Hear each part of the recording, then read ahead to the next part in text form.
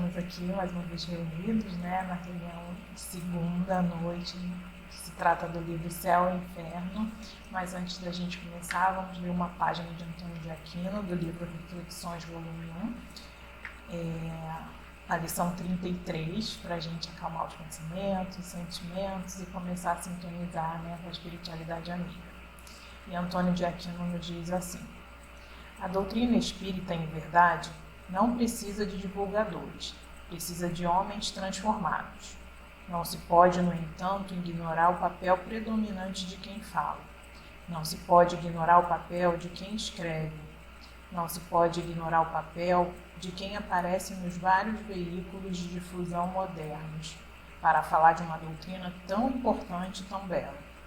O nosso apelo, o convite, é para que todos nós entendamos o nosso papel na divulgação. É uma responsabilidade falar em nome de Jesus, tanto quanto é falar em nome da doutrina espírita.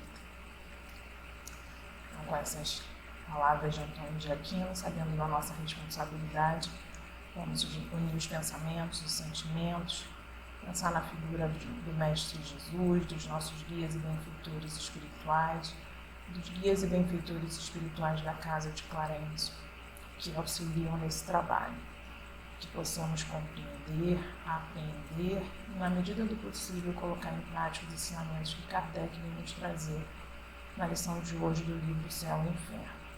E assim, com muita gratidão, damos por iniciado o nosso estudo, dando graças a Deus. Graças a Deus. Bom, a gente vai continuar, né, na segunda parte, no capítulo 8. A história de hoje é um sábio ambicioso. E antes da gente começar propriamente a falar da história, eu queria falar um pouquinho do capítulo 1 do Livro dos Espíritos, da questão 13, que fala das atribuições de Deus, né? Dos atributos de Deus. Atribuições não, os atributos de Deus. E aí, diz assim, Kardec pergunta, né? Na questão 13.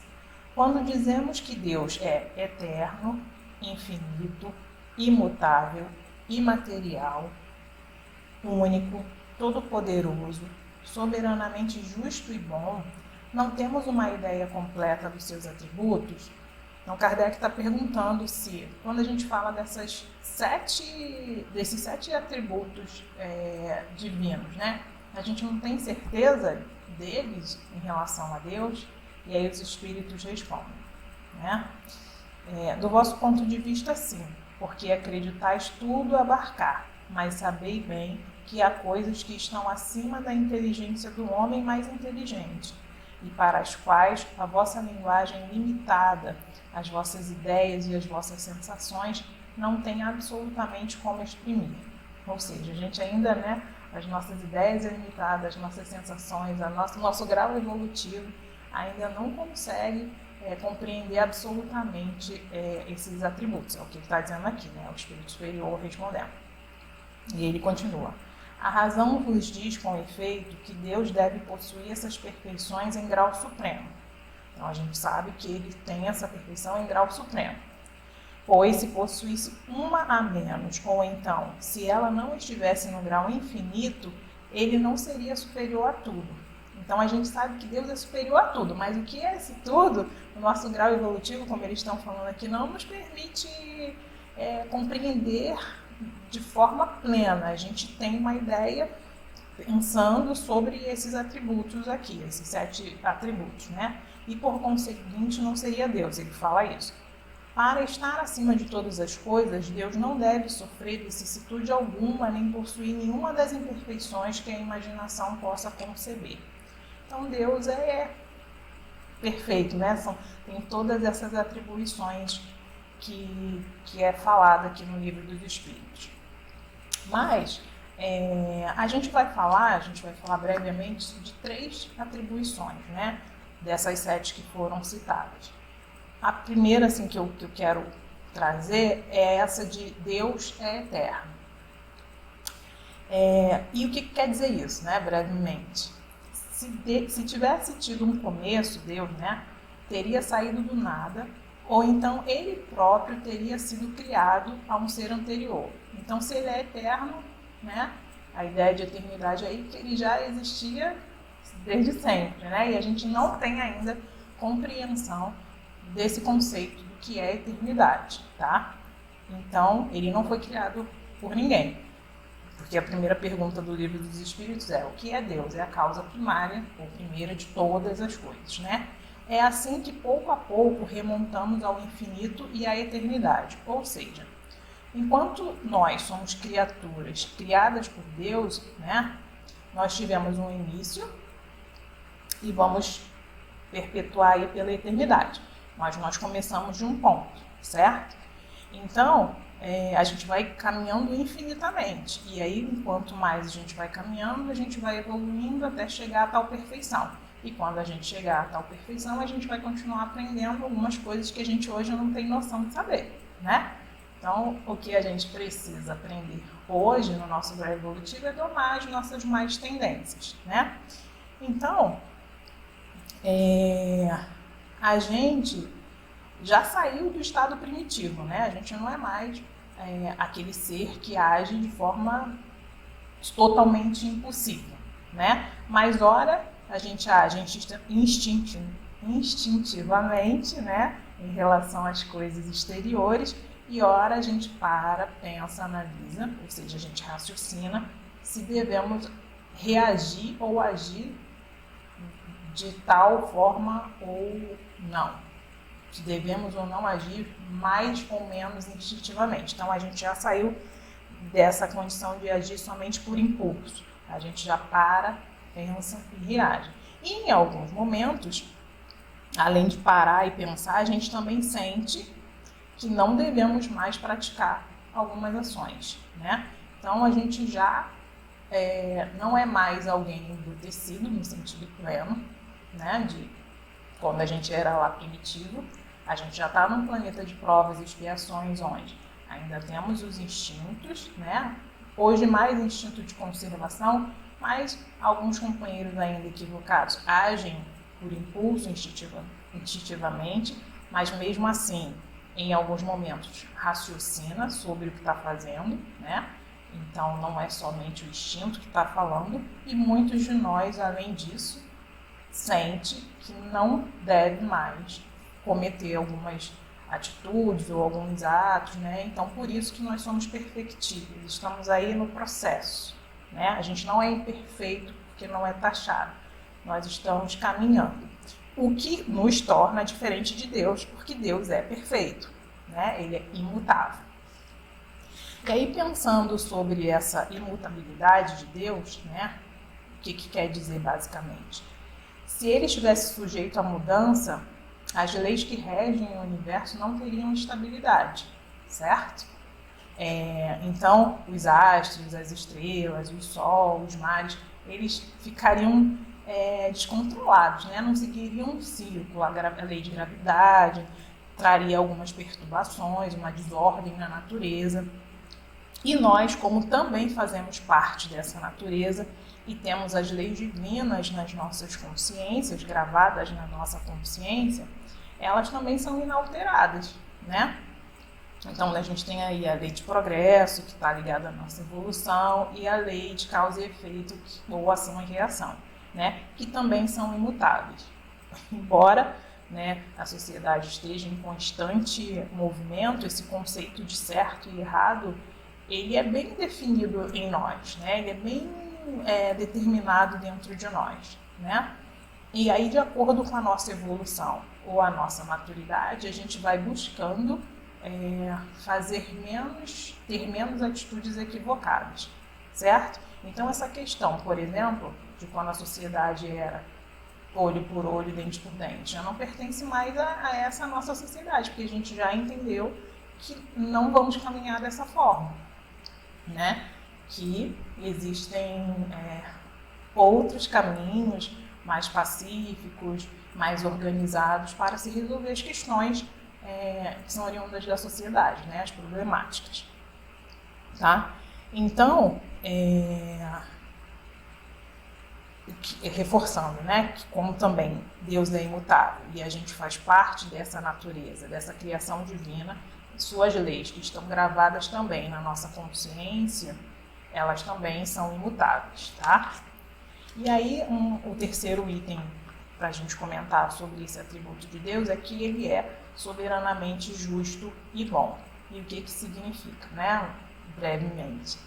Que a sabedoria providencial das leis divinas se revela nas menores coisas como nas maiores. E essa sabedoria não permite duvidar da sua justiça e nem da sua bondade, né? Então, tudo está... todas as leis, elas são, como são criações divinas e Deus é perfeito, elas são justas, né? Muito diferente das leis dos homens, que têm as suas falhas e conforme a sociedade vai avançando, conforme a gente vai evoluindo, né, e se aproximando da perfeição, essas leis, elas também vão se aproximando mais das leis divinas, né? Então, pensando sobre esses três atributos de Deus, né, a gente percebe que tudo que nos acontece, bom ou aparentemente ruim, está sob o controle do alto, né? Deus, através de Jesus e dos seus trabalhadores, nos conduz. Nada está solto, certo? E essa condução ocorre justamente quando os nossos guias e benfeitores, né, e quando a gente tem condição, se aproximam de nós antes da gente encarnar e organizam conosco a nossa reencarnação, né? Como, por exemplo, o tipo de prova que a gente vai passar. É claro que se a gente ainda não tem condição, né, porque ainda está muito voltado para as questões mais instintivas, ou se nós ainda cometemos muitos atos equivocados às leis divinas e não temos condições de programar ou planejar a nossa reencarnação de forma direta com os nossos guias e benfeitores, a gente vai reencarnar compulsoriamente, mas ainda assim a gente vai estar sendo tutelado de forma indireta, né? Sem que a gente saiba que está sendo ali amparado, né? Vamos dizer assim. Então, muitas vezes, a gente reencarna séculos, né? Sem ter essa consciência de uma organização, de um planejamento diretamente tratado conosco, mas os nossos tutores estão ali, de alguma forma, organizando o nosso trajeto, organizando a nossa reencarnação de forma indireta. Então, nada está perdido, tá? Então, direta ou indiretamente, nós participamos do nosso planejamento reencarnatório. Então, a bondade e misericórdia divina nos convida a pensar que a semeadura é livre, né? Se a gente for parar para pensar aqui, essa questão de lei de causa e efeito, que Deus não nos agride, né? Ele entende que nós estamos aí num processo evolutivo, então a nossa semeadura é livre. Respeitando, até porque Deus vai respeitar uma coisa que Ele nos deu, que se chama livre-arbítrio, ok? Mas a colheita também é certa, né? Então, se eu planto, né? Se eu semeio boas coisas, eu vou colher boas coisas. Se eu semeio coisas equivocadas, eu também vou colher coisas equivocadas, tá? E como a gente ainda não é perfeito, é perfectível, né? Como a gente falou lá no início, a gente ora raciocina, ora sente, ora age instintivamente, a gente comete coisas bacanas, né? Pensando aqui no nosso grau evolutivo, que a gente já está aqui estudando, buscando se melhorar, então a gente tende a querer acertar mais, né? E ora também, por sermos ainda, estarmos num grau de imperfeição e ligado a um planeta de provas e expiações, nós ainda nos equivocamos e também vamos sofrer a lei de causa e efeito, né? Colher aquilo também que de equivocado fizemos, né? Então, lembrando também uma coisa que é importante, essa questão do livre-arbítrio, Deus nos dá esse livre-arbítrio, mas Ele é generoso, é bondoso, e Ele sabe que se nós não tivéssemos esse livre-arbítrio cerceado ali, né, um livre-arbítrio relativo devido ao nosso grau evolutivo, nós cometeríamos muito mais equívocos. Então, os nossos guias e benfeitores, eles se organizam ali para nos acompanhar, justamente para que a gente não use esse livre-arbítrio de forma exagerada, né? Igual uma criança quando come doce. A gente dá o doce porque a criança é legal, ok, né? Tá numa festinha de aniversário, mas a gente vai deixar ela comer todos os doces? Não, porque a gente sabe a consequência daquilo. Então, o livre-arbítrio ali está cerceado, vamos dizer assim, e assim somos nós. Né? Como a gente ainda não compreende totalmente as leis divinas, né? A gente sente o que a gente deve ou não fazer de errado, de certo, mas algumas vezes a gente se deixa arrastar, né? Aí a gente tem esse livre-arbítrio cerceado. Conforme a gente for evoluindo e chegar à perfeição, os espíritos superiores, eles têm o livre-arbítrio de forma plena, porque eles já entenderam as leis divinas, então eles agem sempre de forma plena, 100%, né, de acordo com o que Deus nos ensina, né, de forma a colocar na nossa consciência, de acordo com o que Jesus, que é o nosso guia e modelo, veio nos ensinar, porque Jesus já é um espírito puro, já é um espírito Cristo, então ele já tem o livre-arbítrio totalmente dominado, vamos dizer assim, né? Ele usa de forma plena, porque ele já entende o que, e ele age 100% de acordo com as leis divinas, tá? Então, por isso, essa questão do nosso livre-arbítrio ainda ser limitado, né? Então, conforme a gente for estudando e trabalhando as nossas imperfeições e avançando, a gente vai também avançar nessa questão, tá? E aí, pensando nesse aspecto de crescimento, de amparo e evolução, quando a gente comete coisas, né, ou ações, adotamos comportamentos que implicam numa causa, implicam num efeito, não muito positivo, e a gente pensando nesse aspecto do crescimento e da evolução, porque a gente precisa avançar, a gente pode até em algum momento, se for mais ou menos rebelde, estagnar, mas a gente não regride, então pensando sempre que a gente avança, a gente precisa passar por algumas etapas para que a gente compreenda em que estágio nós estamos e o que precisamos fazer, né? Então, ao infringirmos a lei divina e ao tomarmos consciência de que estamos praticando atos que não são tão legais, né? Vamos dizer assim, quando a gente infringe a lei, né? E a gente se dá conta disso, a gente passa por 3 etapas para que a gente consiga se quitar com essa lei, né? Que a primeira é o arrependimento. É quando eu tomo consciência do que o que eu fiz não é o certo, né? Não está de acordo com os ensinamentos trazidos por Jesus, né?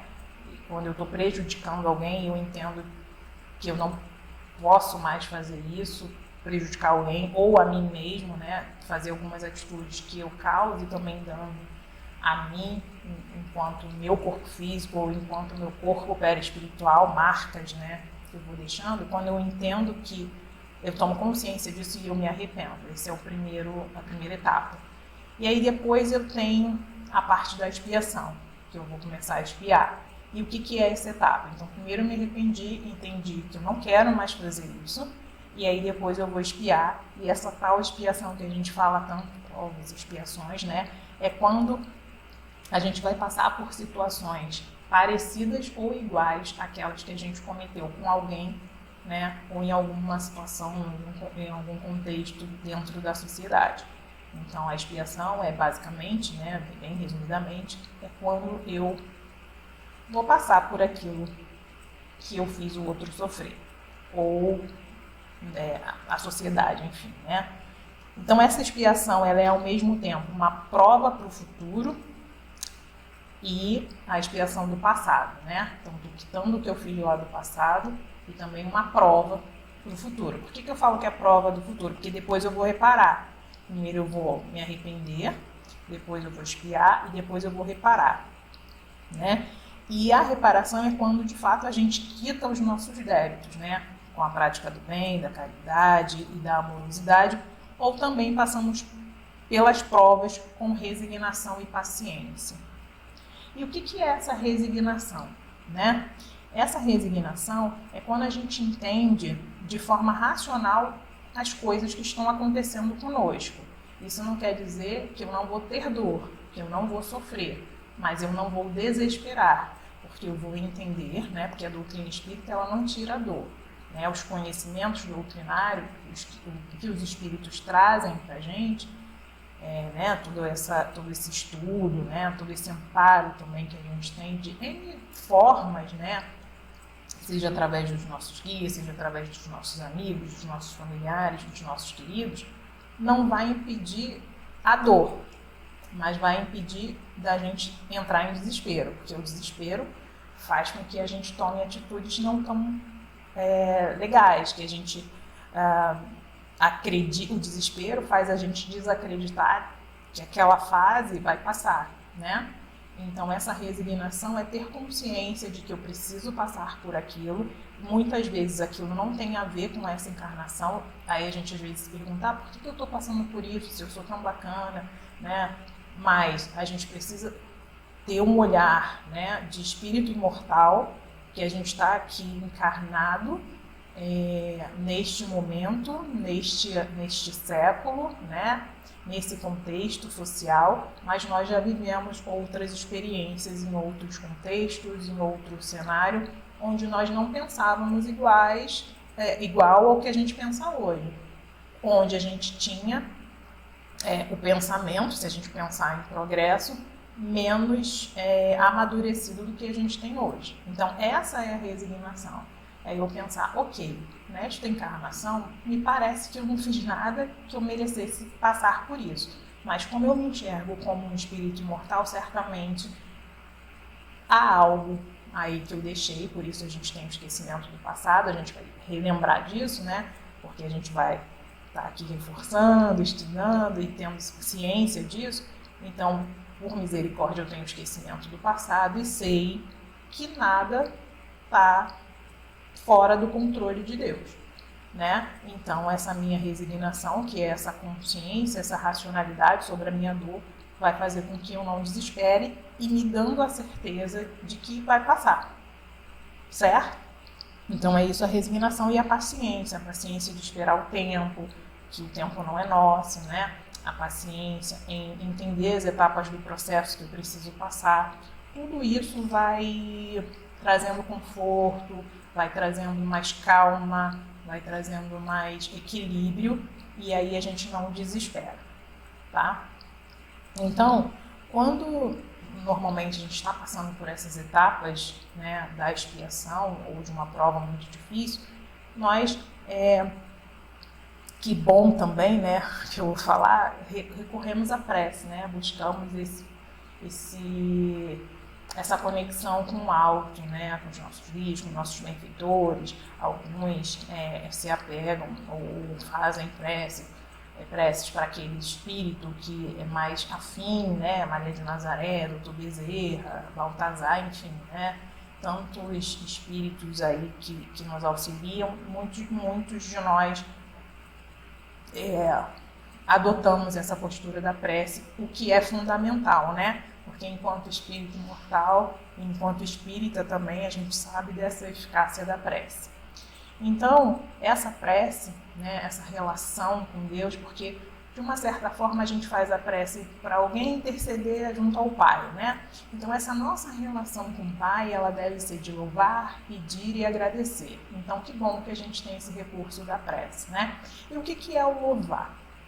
O louvar é quando a gente olha para a natureza, as suas belezas, quando a gente olha para a criação divina, seja um homem ou um animal, ou os minerais, enfim, qualquer coisa, a gente contempla, né? Isso é uma forma de louvar. E de pedir, né?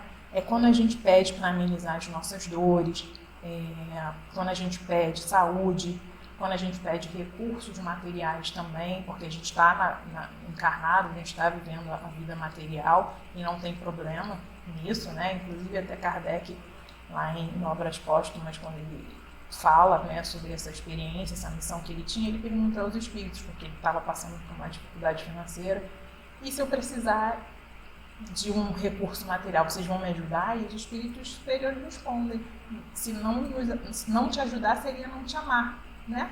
Então, óbvio que também a gente pede coisas, né? A gente também ora pedindo recursos, né? Uma saída para algumas questões, e também a gente ora para as questões do âmbito espiritual, né? Para que a gente tenha equilíbrio, para que a gente consiga se relacionar melhor com as pessoas do nosso trabalho, do nosso convívio familiar, enfim. E o agradecer é quando a gente vai lá e agradece pela nossa saúde, pela saúde das pessoas que amamos, né? Pelas nossas conquistas, sejam de ordem material, as conquistas no trabalho, no estudo, enfim, e de ordem espiritual, quando a gente percebe que já está melhor em algumas tendências que a gente tinha, né? Então, essa prece, né, que a gente faz e que a gente pede, né, nem sempre ela é atendida da forma que a gente quer. Então, a prece é um recurso que Deus utiliza para educar, né, os nossos desejos, né? E aí a gente às vezes fala assim: poxa, mas eu estou pedindo tanto alguma coisa e eu não consigo. Só que ao invés de a gente focar no não conseguir alguma coisa, entender por que eu não estou recebendo isso, o que eu preciso aprender em relação a isso, né? Então a prece é Deus nos educando os nossos desejos, né? Mostrando pra gente: olha, para e pensa, você é um espírito imortal. Se hoje eu não te dou isso, não significa que eu não vou dar em algum momento, mas hoje o que você precisa aprender, né? É essa reflexão. E essa reflexão a gente às vezes acha assim, né? Parece solitária. Não, né? Porque Deus, ele é bondade infinita, por isso que ele vai moldando os nossos desejos, mas ele utiliza os nossos guias e benfeitores espirituais para falar com a gente, por exemplo, através de sonho, né? Ou muitas vezes a gente tem algum amigo que do nada, né, que na casa não existe, ou do nada não existe, fala alguma coisa que dá respostas para as nossas indagações íntimas, né? Ou os nossos pais, quando estão atentos ao seu papel também, conseguem nos orientar. E às vezes um anônimo na rua, você às vezes está no ônibus, ou sei lá, no trânsito, ou enfim, em algum evento, e alguém fala alguma coisa que te traz a resposta para aquelas suas indagações.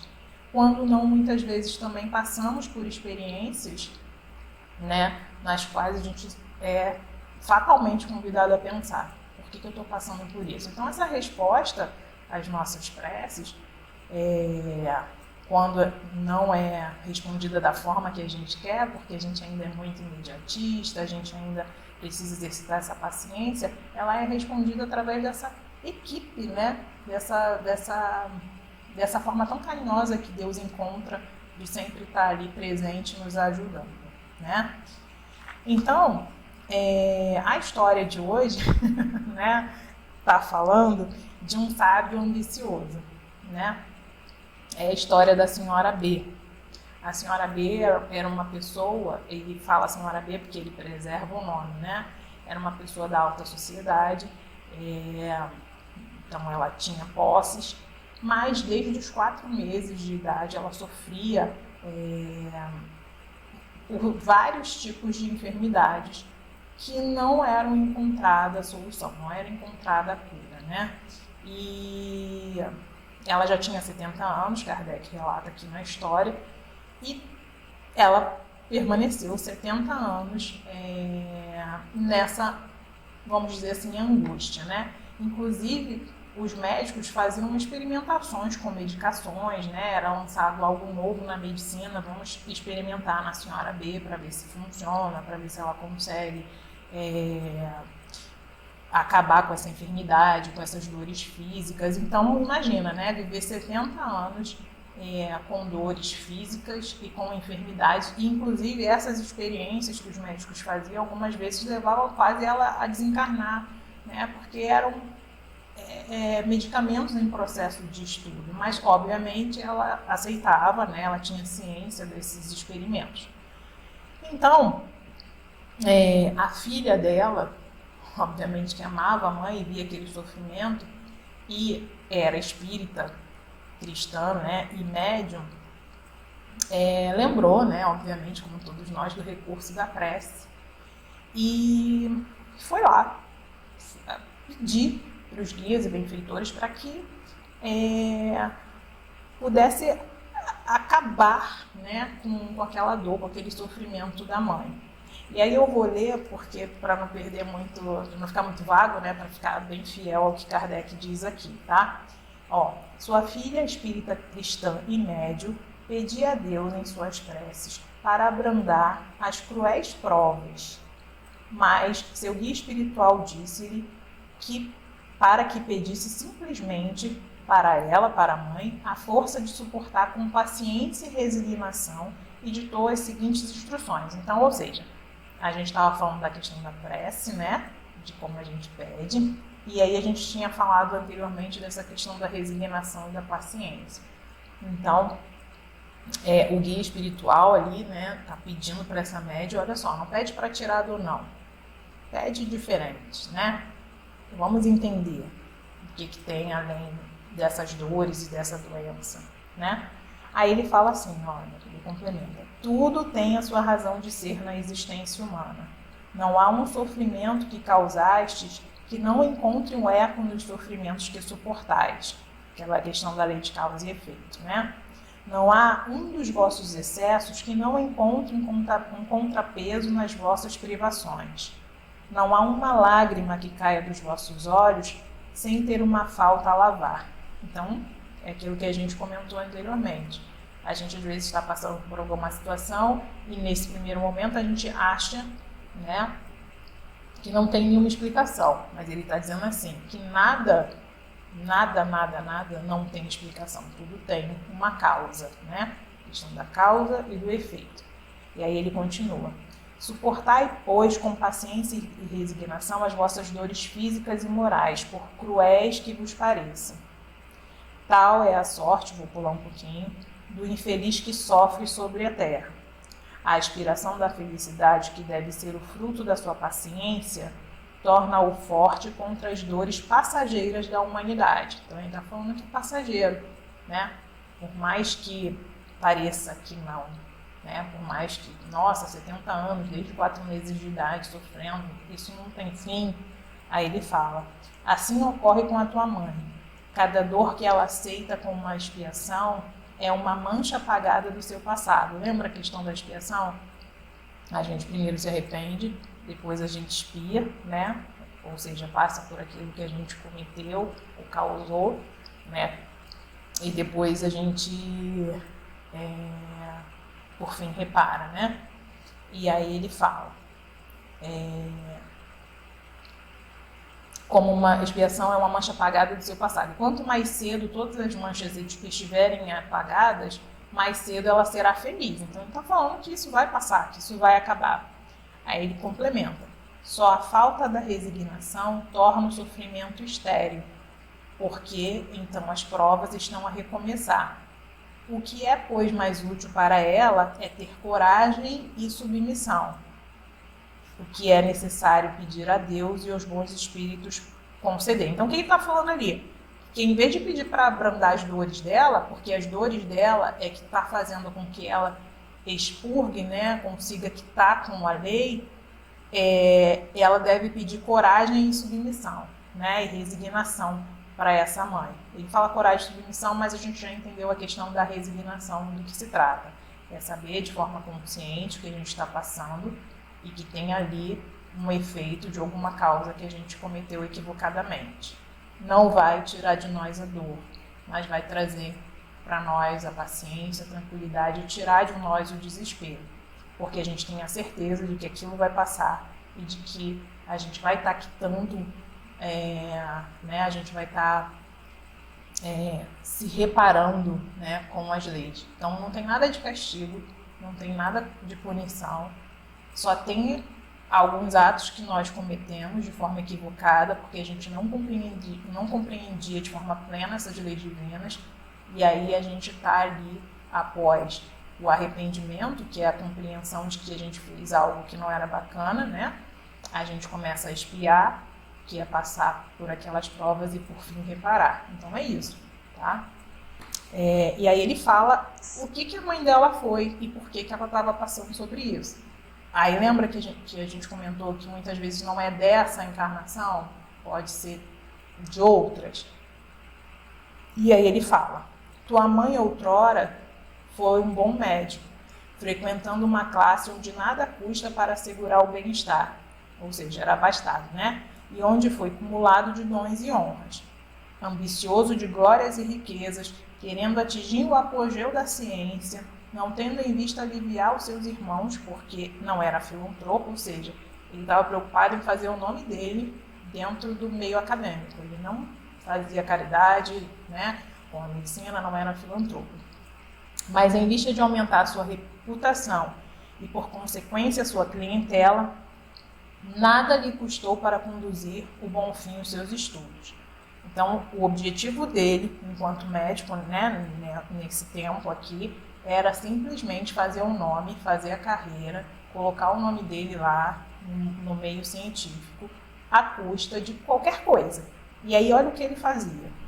A mãe, que chegava lá no consultório, martirizada em seu leito de sofrimento, porque ele previa um estudo nas convulsões que provocavam. Então, ele colocou aquela mãe no experimento, vamos dizer assim, né? E aí ele fala: a criança era submetida às experiências que deveriam dar-lhe a chave de certos fenômenos. O velho via apressar o seu fim. O homem vigoroso sentia-se enfraquecido pelas experiências que deveriam constatar a ação de tal ou de tal bebida. E todas essas experiências eram tentadas sobre o infeliz sem desconfiança. Ou seja, ele fazia experimentos com criança, com mães, com idosos, com mulheres, né? E essas pessoas não tinham consciência. Lembra que a mãe dela, os médicos traziam alguns experimentos, né, novos na medicina para ver se ela conseguia curar, e mesmo assim ela quase morria? Tá vendo aí a expiação, ela passando por situações parecidas, né? Só que ela tinha consciência. Os pacientes dela, quando ela foi médico, não sabiam que estavam passando por essas experiências, né? Aí ele fala: a satisfação da cupidez e do orgulho, da sede de ouro e de renome, tais foram os móveis da sua conduta. Ele só pensava nisso, em fazer nome, no orgulho, na vaidade intelectual, né? E aí ele fala, o benfeitor: foram necessários séculos e provas terríveis para domar esse espírito orgulhoso e ambicioso. A mãe dela já tinha passado séculos e provas terríveis até chegar a essa condição que ela está agora, de resignação, de paciência, frente ao sofrimento dela de 70 anos, tá? Então, assim, não foi ela fez lá enquanto médico e na encarnação seguinte ela quitou. Não, até porque Deus é justo, misericordioso e bom, e ele só, né, nos coloca na condição de quitar com a lei quando nós estamos amadurecidos para isso, quando nós de fato nos arrependemos e temos consciência do que nós fizemos. A gente não vai quitar nada frente à lei divina, né, se a gente não tiver consciência do que a gente está passando, tá? Então, por muitas vezes a gente fala assim: poxa, mas fulano faz tanta coisa, fez tanta coisa e nada acontece, porque ele não tem consciência, ele não está em condições ainda de se arrepender, de reparar, de expiar. Então, Deus, que não impõe nada a ninguém, a nenhum espírito, né? Ele é cuidadoso, ele é carinhoso, ele espera a gente ter consciência do que a gente fez, e muitos de nós pedimos, né? Muitas experiências assim. E aí, às vezes os nossos guias e benfeitores que amenizam: não precisa tanto, vamos fazer de tal forma que eu acho que por esse caminho você vai aprender a lição. Então, ou seja, né? Não foi na reencarnação seguinte, foram séculos de provas terríveis até ela domar esse espírito orgulhoso e ambicioso. E aí ele fala: depois o arrependimento começou a sua obra de regeneração. e a reparação se acaba porque as provas desta última existência são brandas perto daquelas que suportou. E aí ele continua: coragem, pois se a pena foi longa e cruel, esses 70 anos, né? A recompensa concedida à paciência, à resignação e à humildade será grande. Então ele está falando ali, né? Avança esse olhar, que são 70 anos frente à eternidade, né? Óbvio que a gente olha, a gente se compadece, a gente não quer o sofrimento, né? Mas a gente tem que ter o olhar de espírito imortal e fazer a prece direcionada de forma correta, como ele orienta aqui. Pede para que ela tenha paciência e resignação, né? Coragem e submissão, né? Não para tirar dor, né? E aí ele fala: coragem, todos vós que sofreis, pensai no pouco tempo que dura a vossa existência material, né? Que são 70 anos em frente à eternidade. Pensai nas alegrias da eternidade, chamai a vós a esperança, essa amiga devotada de todo o coração sofredor. Chamai a vós a fé, irmã da esperança, a fé que vos mostra o céu, onde a esperança vos faz penetrar antes do tempo. Chamai também a vós esses amigos que o Senhor vos dá, né? Os guias espirituais, nossos familiares, nossos amigos, que vos cercam, vos sustentam e vos amam, e cuja solicitude constante vos conduz àquele a quem ofendestes, transgredindo as suas leis. Ó Deus, né? Então, depois da sua morte, a senhora B deu tanto à sua filha quanto à Sociedade Espírita de Paris comunicações onde se refletem as mais eminentes qualidades, onde ela confirma o que fora dito dos seus antecedentes. Então, ela depois, né, começou a trabalhar ali de forma amorosa, carinhosa, junto à sociedade, contribuindo com a sua história, contribuindo com a sua experiência, para que a gente possa refletir, para que a gente possa olhar, né, de forma diferente para as nossas dores e pensar como Deus é carinhoso comigo. Olha a quantidade de pessoas que Ele coloca em minha volta, né, para me sustentar, me amparar, me conduzir. Então, que a gente possa ter resignação nas nossas dores, que a gente possa ter esperança sempre, fé, que é vontade, certeza, lucidez, né? É isso. A certeza de que tudo vai passar, de que todas as nossas dores, todos os nossos sofrimentos têm uma data para acabar. E aí a gente tem que ter paciência para esperar, né? Tá difícil? Recorre à prece. Faz prece.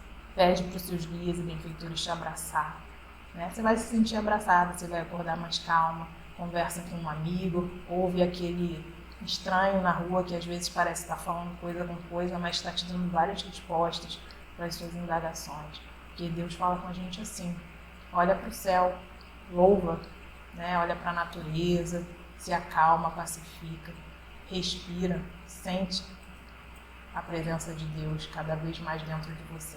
Tá bom? Então é isso que a senhora B trouxe para a gente de experiência. Então que a gente possa ter uma noite tranquila, abençoada, rogando sempre aos nossos guias e benfeitores espirituais para que nos conduzam no caminho correto, que a gente tenha lucidez, que a gente possa conduzir a nossa vida mais próximo do que é certo, né? Entendendo que somos perfectíveis, que vamos errar, mas já buscando, né? Buscando melhorias para a gente, para o nosso lar, para os nossos queridos, para aqueles que nos cercam. Que Deus abençoe os lares de cada um de nós, abençoe o nosso planeta, os nossos governantes, abençoe a Casa de Clarence, que traz esse calento e esse conforto para a gente. Muito obrigada. Que de nossa parte vamos dar por encerrado esse estudo da noite de hoje, sempre dando graças a Deus.